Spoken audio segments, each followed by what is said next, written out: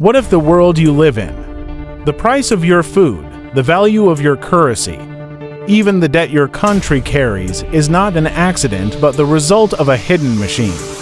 A machine fueled by Riba, a system Allah declared war against, yet it quietly dictates the rise and fall of nations. And the biggest mystery, most people don't even know when this machine was switched on.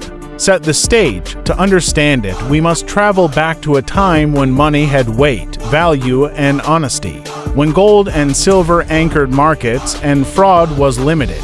But a new class of bankers emerged, architects of paper promises. They convinced kings and governments that credit could replace real wealth. What started as convenience soon became a trap.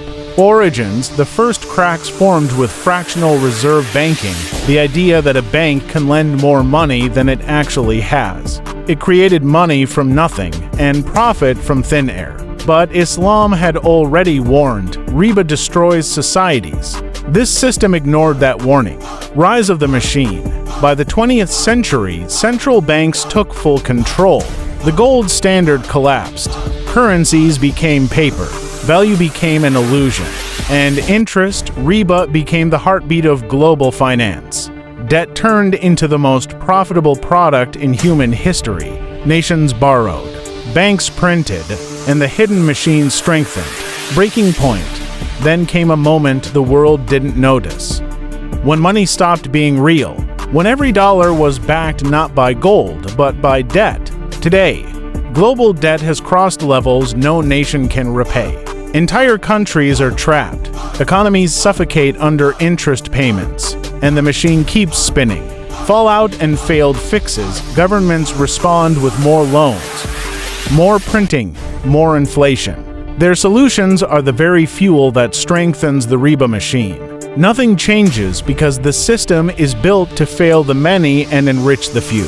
Modern parallels: right now, the average Muslim country pays billions in interest every year. Money that could build hospitals, homes, or schools disappears into international lenders. Exactly as the Quran warned, riba increases only destruction. And we are watching that destruction unfold. 3 takeaways. 1. Any economy built on interest becomes addicted to debt. 2. Central banking is not neutral. It is engineered to extract wealth. 3. The Quranic system of zakat, trade, real assets, and justice is the only sustainable alternative.